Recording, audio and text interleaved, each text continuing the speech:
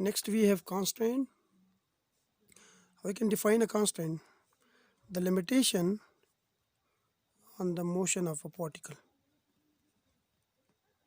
Motion of a particle are called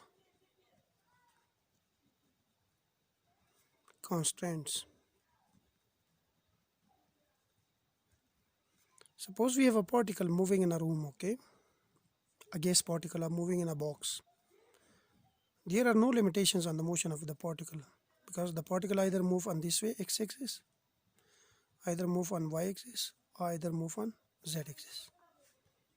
It is free to move in every direction, so there are no limitations or no restrictions on the motion of the particle, so there are no constraints.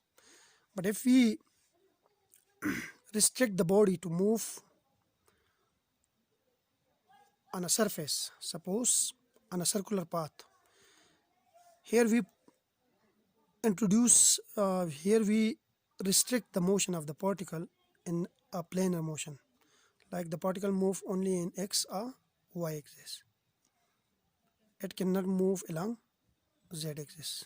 The movement is restricted. So here we put a constraint. This restriction is called constraint.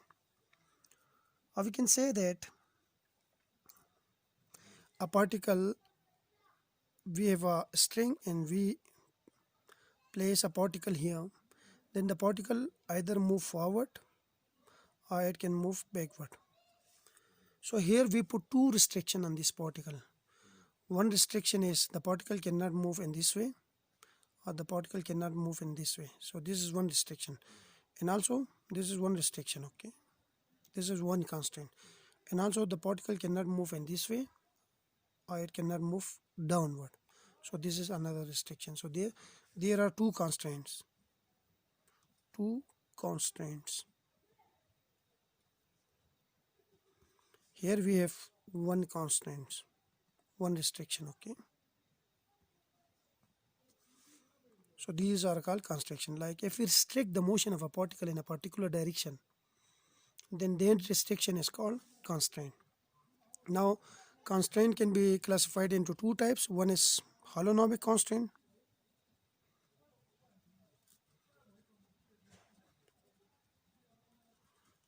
And holonomic constraint is a kind of constraint in which we write the constraint in terms of an equation. Like if a constraint which can be written in the form of an equation, if a constraint which can be written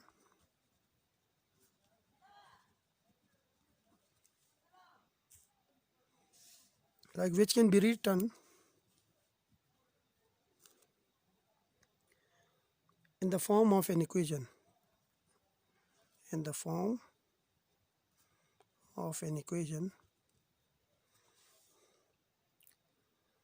in the form of an equation by connecting the coordinate of the particle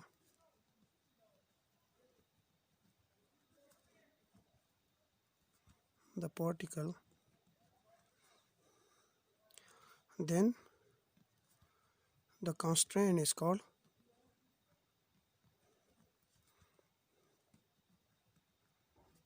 holonomic constraint.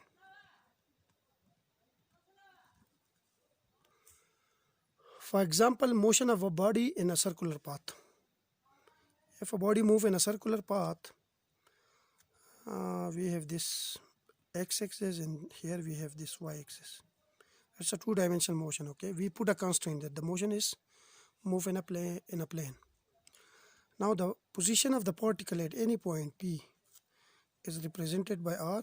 Here we have theta, and this r is written as r square is equal to x square plus y square.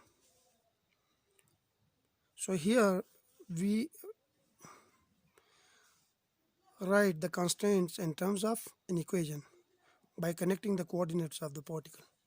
So this is this constraint, the constraint introduced here, the restriction imposed here is called holonomic constraint.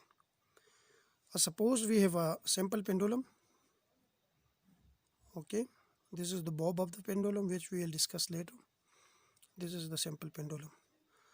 The position from the origin, this is x, this is y, to this bob is RB, and the position of this string which is attached to this support is RS, let's suppose,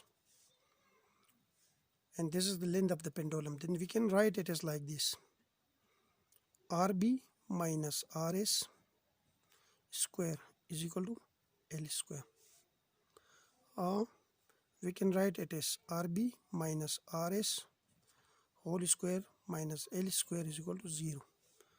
So here we put a restriction: by keeping the length constant, the particle only move in a two-dimensional plane, and the equation, the constraints are written in terms of equation, so these are holonomic constant. Next we have non-holonomic constraint.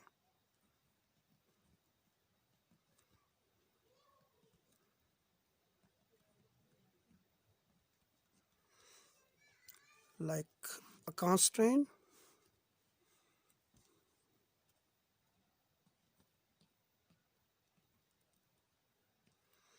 which cannot be written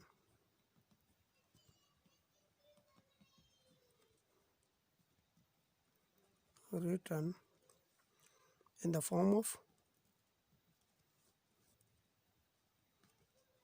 an equation are called non-holonomic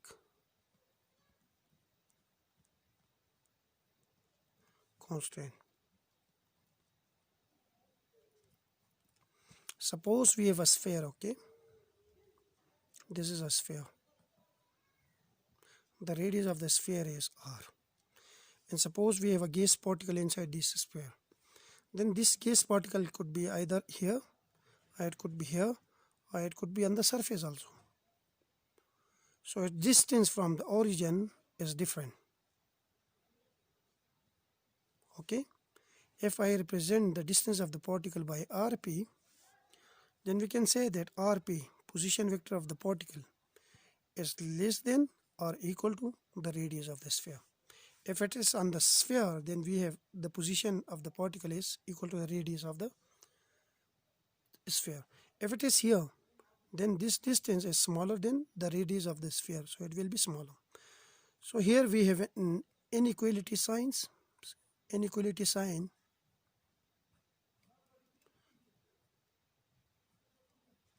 which is not inequality. So this is not an equation because it is an inequality.